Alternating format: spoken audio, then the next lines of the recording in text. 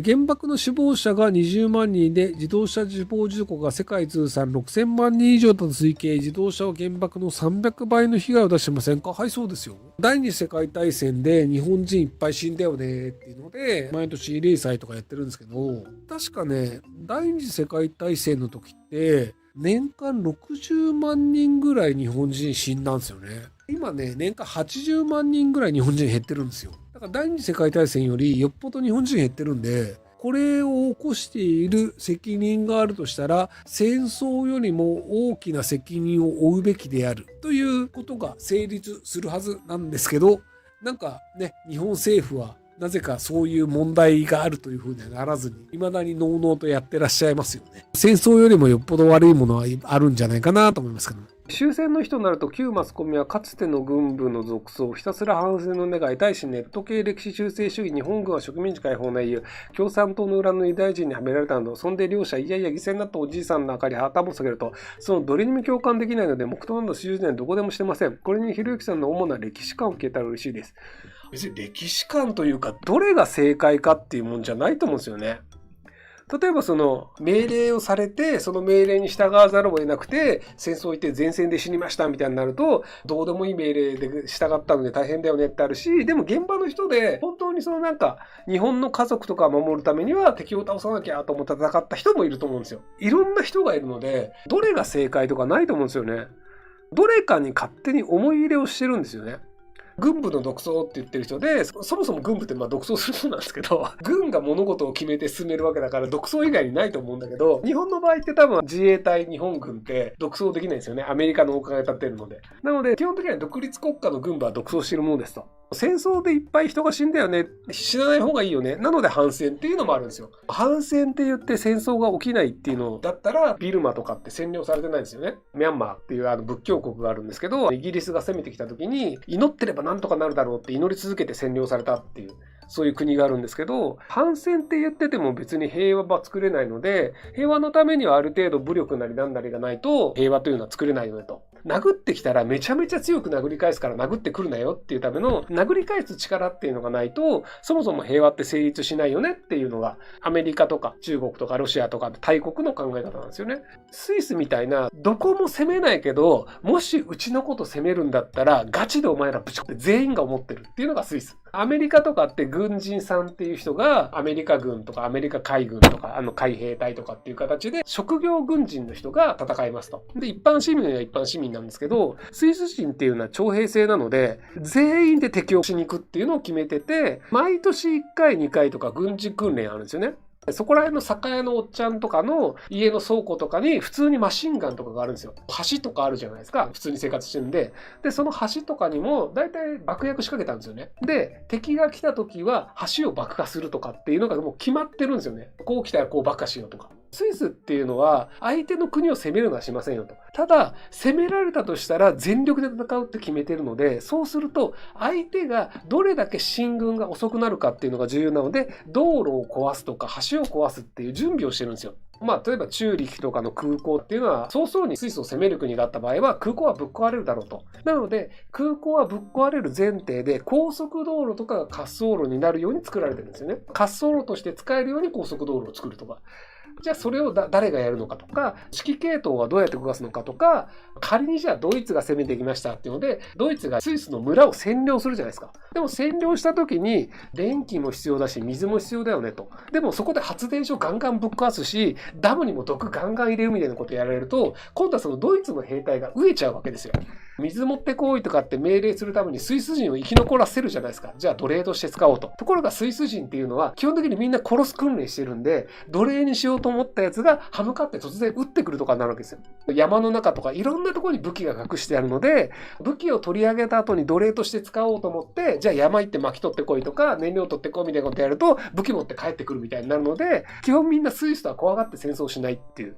もう戦後何年も経ってますけど、アメリカと戦争したって絶対勝てねえよっていうのを少数の日本人はあの時代言ってたんですよ。で、海軍の人たちもいろいろシミュレーションした結果、戦争しても絶対勝てませんっていうのは報告してたんですよ。でも多数の人たちとか頭の悪い国民とかが絶対勝てるんじゃね、いけるんじゃねみたいなので、ガンガンいけなんとかなるっしょっていうのでガンガン攻めてって、結果として日本人の兵隊の多くは餓死とか同士討ちで死んだんですよ。アメリカ人に殺された人数より餓死したり日本人から撃たれた人数のが多いんですよ、日本兵って。死んだ人数でいくとっていうぐらい間抜けな結果になったんですよね。死んだ人を間抜けっていうのは良くないよねっていうのはそうなんだけど、ただあれをなぜ引き起こされたのかっていうと、多数派のバカに従ったからなんですよ。多数派のバカに従うと真面目な人たちも殺されるんですよね。餓死を殺されたと表現するのかっていうのは別ですけど、ペルリュー島っていうパナマの近くに1万人ぐらい日本人の兵隊が送り込まれて、結局戦争負けたんですけど、負けた後も日本人は負けてないよねって信じて、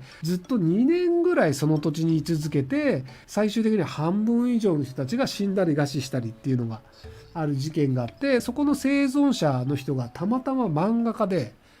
漫画家としてそこら辺の記録をして、そのおじいちゃん、漫画家のおじいちゃん、ペリュー島に行って生き残った田丸さんっていうおじいちゃんが漫画で残って、でその人が書いた漫画ではないんですよ。その人の孫が編集者になって作った漫画がペリュー島っていう漫画があるんですけど、いい話というのもなんなんですけど、現実のなかなか厳しい話なんですけど、可愛い感じの絵柄で描いてるんで、そこまでグロテスクではないので、戦争ってこういうことが起こるよねっていうので、アメリカのペリュー島の基地に偵察で日本兵何度も入り込んでるんですよ。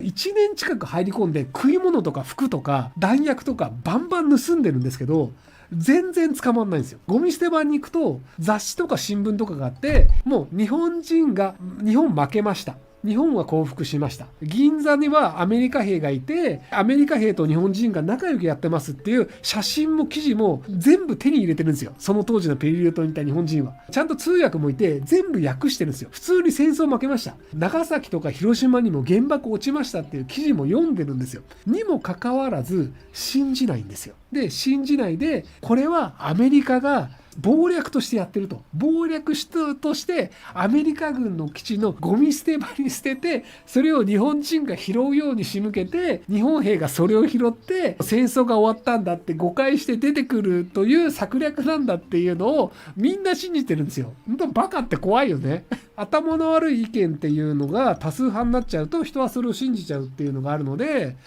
長いものに巻かれた方がいいよねっていうのは釈口実としては正しいんですけど、でも本当に正しいことが少数派であっても言い続けるべきだよねっていうのは長期的には正しいと思うんですよ。戦争があるかもしれないのに勉強する意味あるのと中学生の息子にテスト前毎回と思います。どのように回答すべきか。戦争があるから勉強するんだよ。まず技術者になると前線に送られません。何もスキルもないですって言ったら、とりあえず戦争の前線に送られるんですよ。でもじゃあ兵器が作れますとか AI が作れますとかドローンを作れますとか技能とスキルがあると前線に送られないで済むんですよ。お医者さんですとかだったら、お医者さん前線で殺されるよりちゃんとお医者さんとして前線に行かせないで治療する方に回した方がいいじゃないですか。能力がないやつは前線に送られて殺される足軽になるんですよ。なので足軽にならないために勉強が必要なんですよ。ちゃんと勉強した方が死なないで済みますよって話です。はい。あとね、工場の経営者とかもね、日本の場合はね、戦争送られなかったんですよ。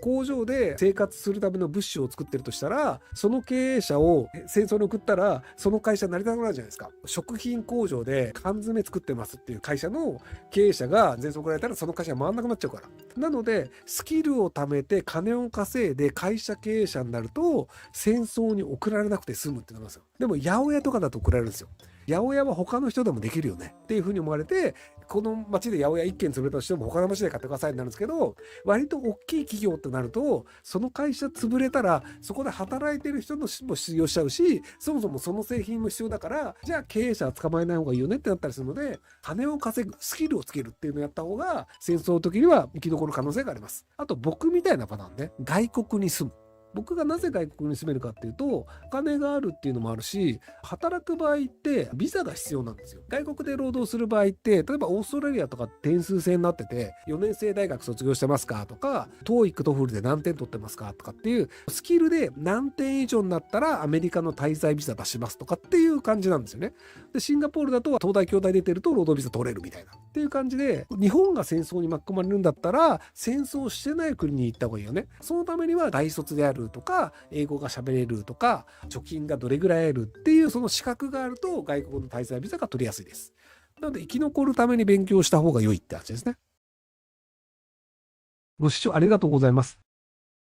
今回の動画はこちらからの切り抜きになります。ひろゆき LINE スタンプ好評発売中です。